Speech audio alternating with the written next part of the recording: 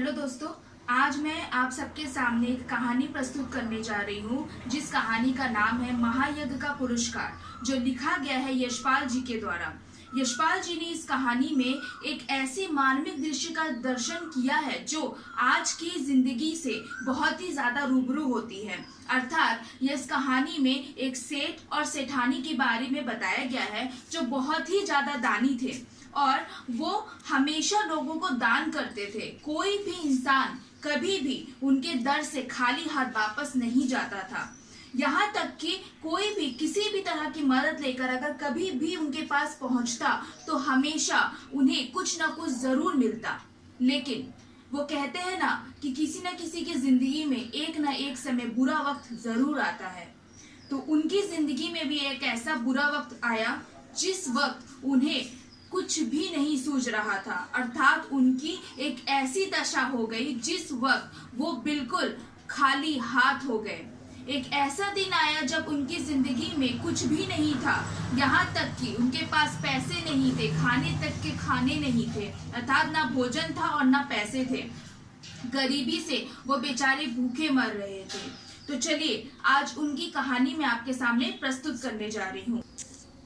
तो उस सेठ और सेठानी की ज़िंदगी में एक ऐसा मोड़ आया जिसने उनकी ज़िंदगी को पूरी तरह से बदल दिया।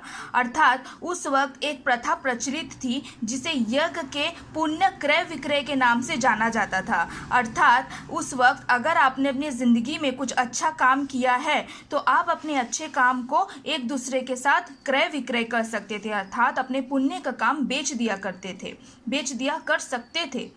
तो सेठ और सेठानी ने निर्णय किया कि यज्ञ के इस फल को बेचकर क्यों न कुछ धन प्राप्त किया जाए। वो दोनों बहुत ही गरीब हो चुके थे और सेठ के यहाँ से 10-12 कोस की दूरी पर कुंदनपुर नाम का एक गांव था और उस गांव में एक बहुत ही धन्ना सेठ रहता था और उसकी मान्यता थी कि उसकी जो पत्नी है वो दैविक शक्ति को प्राप्त है। अर्थात वो भूत भविष्य की बातें जान लिया करती थी।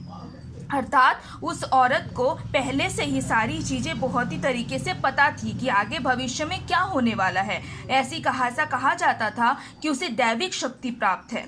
तो एक दिन सेठ ये सोचकर निकले, अर्थात जो सेठ पहले ही बहुत ही गरीब हो चुके थे वो ये सोचकर निकले कि किसी तरह से मुझे अपनी गरीबी को कुछ प्रकार से दूर करना है। वो लालच तो नहीं करते थे, बिल्कुल भी नहीं, लेकिन एक बात ज़रूर थी कि वो अपने इज्जत को बेचना नहीं चाहते थे। अर्थात ये कहा जाता है ना कि अक्सर लोग गरीबी में अब ऐसे बुरा काम कर देते हैं जिसकी आशा किसी को भी नहीं होती है। तो यहाँ पर वो कभी भी अपने गरीबी को बेचना नहीं चाहते थे। अब वो दोनों निकल पड़े। अर्थात जो सेठ थी उस सेठ की पत्नी ने अपने पति को बोला कि तुम आप जाओ धन्ना सेठ के पास जाकर को अपने यज्ञ को बेच कर आओ। अर्थात अपना एक पुण्य काम उनके पास बेच कर आओ। और उनके पास वो इतने गरीब थे कि उनके पास खाने की भी रोटियां नहीं थी, लेकिन सेठानी ने पड़ोस के घर से आटा मांग कर 4 रोटियां सेठ को बनाकर दे दी और सेठ अपने घर की तरफ निकल गया। अर्थात उस तरफ निकल गया जिस तरफ उसे जाना था, उस धन्ना सेठ के पास। अब उसकी ज़िंदगी का सबसे बड़ा मोड़ आया। मोड़ कुछ ऐसा था कि रास्ते में उसे जाते वक्त बहुत ही ज़्यादा मुसीबतों का सामना करना पड़ा। धूप, गर्मी, बरसात, हर तरह की मुसीबतें उसे सहनी पड़ी। अंत में उन्होंने थक कर एक पेड़ के नीचे विश्राम करके सोने के बारे में सोचा। अर्थात उन्होंने सोचा कि मैं थोड़ा देर सो जाऊं और विश्राम करूं। साथ ही साथ वहां पर कुछ देर के बाद जब वो उठता है तो ये देखता है कि उसके सामने एक मरियल सा कुत्ता नजर आता है। अर्थात एक ऐसा कुत्ता जो मरणासन्न अवस्था में है, जिसके पास कुछ भी नहीं है और यहाँ पर वो बेचारा बहुत ही ज़्यादा भूखा होता है। अब हम ये देख सकते हैं कि ये देखकर सेठ का जो हृदय था वो दया से भर गया।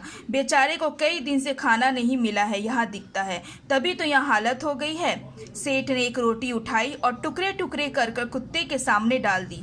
कुत्ता तो भूखा था ही, धीरे धीरे सारी रोटियाँ खा गया और उसके शरीर में थोड़ी सी जान आती दिखाई दी। मतलब रोटी खाकर वो कुत्ता थोड़ा उठकर खड़ा हुआ।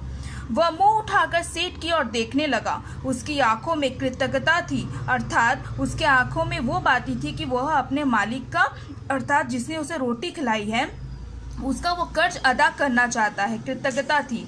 सेठ ने सोचा कि एक रोटी से एक और रोटी से खिला दूं, फिर ऐसे चलते चलते वो उसके योग्य बन जाएगा ताकि उसके शरीर में कुछ जान आ जाएगी। ऐसा सोचकर सेठ ने एक और रोटी के टुकड़े उसे खिला दिए। 2 रोटियां खाने के बाद कुत्ते के शरीर में शक्ति आ गई और वह खिसकता खिसकता सेठ के समीप आ गया था, सेठ के पास आ गया। सेठ ने देखा कि अभी भी वह अच्छी तरह से चल नहीं पा रहा है। आसपास कोई बस्ती भी नहीं दिखाई दे रही, अर्थात आसपास ना कोई लोग ना कोई बस्ती दिख रही है कि मैं उनके भरोसे उसे छोड़कर चला जाऊं। सेठ ने सोचा, एक रोटी इसे और दे देता हूं और फिर अच्छी तरह चल फिर सकेगा। मेरा क्या है, जैसे 2 रोटी वैसे ही 1 रोटी, थोड़े देर में कुंदनपुर पहुंच ही जाऊंगा। सेठ ने तीसरी रोटी उठाई और कुत्ते को खिला दी। अब रोटी बची, उसे लेकर वह स्वयं खाने ही बैठे थे कि सेठ ने देखा कि कुत्ते आके अभी भी उसी की ओर जमी, अर्थात कुत्ता अभी भी उसी सेठ की ओर देख रहा है कि काश उसे और कुछ खाने को मिल जाए, कुछ और रोटी खाने को मिल जाए। और उस कुत्ते की आंखों में करुण याचना थी, अर्थात मांगने की इच्छा थी। साहस श्रेष्ठ से मुंह निकला, हाय बेचारा ना जाने कितने दिन से भूखा है। उसके मन में आया कि चलो मैं तो पानी पी के रह जाऊंगा, लेकिन इस बेचारे जीव को कुछ न कुछ ज़रूर देना चाहिए, अर्थात इसके शरीर में ताकत आ जानी चाहिए। तो सेठ ने अधिक सोच विचार किया और अंतिम रोटी भी कुत्ते को खिला दी। स्वयं 1 लोटा जल पीकर थोड़ा विश्राम करके वो अपना रास्ता पकड़कर चलता बना। दिए जले सेठ कुंदनपुर पहुंचे। दिया जले अर्थात शाम के वक्त वह कुंदनपुर पहुंचे और और उस हवेली पर पहुंचकर उन्होंने धन्ना सेठ को उठकर स्वागत किया और पूछा, कहो सेठ कैसे आना हुआ। सेठ ने कहा, संकट में हूँ और एक यज्ञ आपके हाथ बेचने आया हूँ। इतने में धन्ना सेठ की पत्नी ने आकर सेठ को प्रणाम किया और बोली, सेठ जी यज्ञ खरीदने के तो हम तैयार हैं, पर आपको अपना महायज्ञ बेचना होगा। महायज्ञ? सेठ ने आश्चर्य से कहा। वो ये सोचने लगा कि मैंने तो कोई महायज्ञ किया नहीं इतने दिनों से, लगता है कि इनकी पत्नी मेरा मजाक बना रही है। तो वह विनम्र भाव से बोले, आप आज की कहती हैं, मैंने तो वर्षों से कोई यज्ञ नहीं किया, मेरी स्थिति तो ऐसी ही थी। धन्ना सेठ की पत्नी ने गंभीर भाव से कहा, नहीं सेठ, आपने भारी यज्ञ किया है। महाराज उसे बेचोगे तो हम जरूर खरीदेंगे, नहीं तो हम कुछ नहीं खरीदेंगे। सेठ विस्मित विमूढ़ हो गए, अर्थात बहुत ही हैरान परेशान होकर बोले, निश्चय है कि इन लोगों को यज्ञ खरीदना नहीं, अर्थात राजा को ऐसा लगा कि लगता है इन लोगों को यज्ञ नहीं खरीदना, इसीलिए ऐसी बातें कर रहे हैं।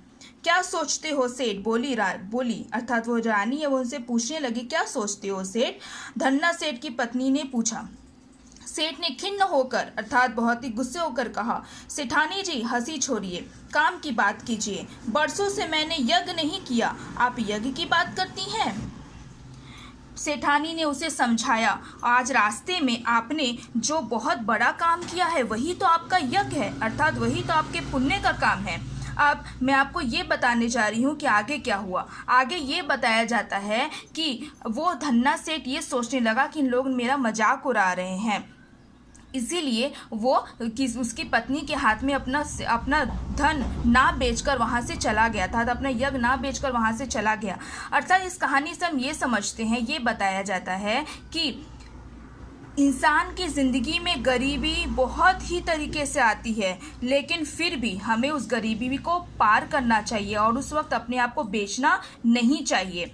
मतलब यहाँ पर ये बताया गया है कि धन्ना सेठ की पत्नी उसके महायज्ञ का पुरस्कार मांगने लगी, मतलब ये कहा कि आज आपने जिस कुत्ते को रोटी खिलाई वो बहुत पुण्य का काम किया, तो वो यज्ञ वो आपका वो पुण्य काम मैं आपसे खरीदना चाहती हूँ। तो हमारे जो सेठ थे वो सेठ ने कहा कि ये मेरा कर्तव्य था, ये मेरा यज्ञ नहीं था, अर्थात उस भूखे कुत्ते को रोटी खिलाना मेरा कर्तव्य था। मैं भले ही भूखा रह जाता लेकिन उस नन्हे जीव को मैं भूखा नहीं रख सकता था। अर्थात इस जगह पे हमें ये समझ में आता है कि जो सेठ है वो गरीब तो है लेकिन फिर भी उनके अंदर उदारता अभी भी नहीं गई है, और ये सही भी बात है। यह हमारी इस पूरे कहानी में ये बताया जाता है कि परोपकार की शिक्षा हम बहुत ही इम्पोर्टेंट होती है, अर्थात बहुत ही ज़रूरी होती है। इंसान स्वयं को के बारे में हमेशा सोचता है और दूसरों के बारे में नहीं सोचता, ऐसा कभी नहीं करना चाहिए। हर एक इंसान के अंदर एक अपना अलग अलग गुण होता है और इस कहानी में भी वही बताया गया है।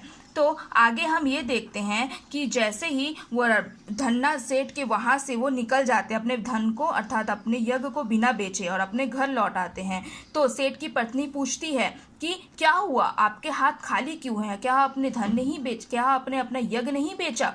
तो उन्होंने सारी कहानी उन्हें बता दी और बताने के साथ ये भी बताया कि मेरे साथ ऐसी ऐसी घटना हुई। तब उसकी पत्नी भी कहने लगी, ठीक है कोई बात नहीं, हम पानी पीकर भी रह जाएंगे लेकिन कभी भी अपनी उदारता को नहीं बेचेंगे।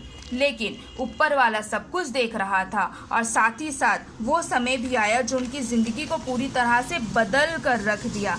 जिस वक्त क्या हुआ, जैसे ही वो अपने घर पहुंचा 1-2 दिन के बाद जो सेठ की पत्नी थी उन्हें अपने घर के दहलीज के नीचे एक गड़ा हुआ खजाना मिलता है और उस खजाने में बहुत सारे हीरे जवाहरात रहते हैं। जैसे यहाँ देखिए बताया गया है कि सावधानी से सेठ और सेठानी दिया हाथ में लेकर उस खजाने की तरफ नीचे उतरते हैं। कुछ सीढ़ियाँ उतरते ही इसका प्रकाश सामने आया कि उनकी आंखें चौंधिया गई अर्थात आंखें बहुत ही उजली हो गई। सेठ ने देखा वह एक विशाल तहखाना है और जवाहरातों से जगमगा रहा है। देख इसकी माया का रहस्य उसकी समझ में नहीं आया। दोनों निस्तब्ध खड़े हो गए, निस्तब्ध मतलब चुपचाप खड़े हो गए।